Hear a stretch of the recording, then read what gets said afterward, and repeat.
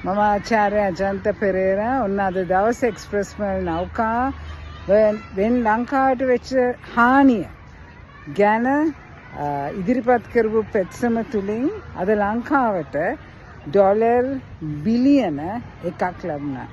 ඒ කියන්නේ ඩොලර් මිලියන 300ක් ලබා දුන්නා. ඒ වගේම ශ්‍රී ලංකානු සල්ලි වලින් කියනවා නම් රුපියල් මිලියන 3000ක් අරන් දුන්නා. ඒ නිසා මේ සල්ලි වලින් මේ සල්ලි පරිසර අමාත්‍යාංශයට හිතුවක්කාර ලෙස පාවිච්චි කරන්න බෑ.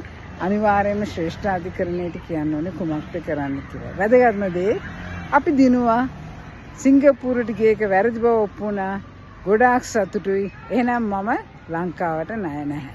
ඒක තමයි මට හුඟක්ම සතුටු. මම පරිසර විද්‍යාඥවරියක් වශයෙන් මම දාපු පෙත්සමෙන් ලංකාවට මෙතරම් මුදල් ප්‍රමාණයක් ලැබුණා.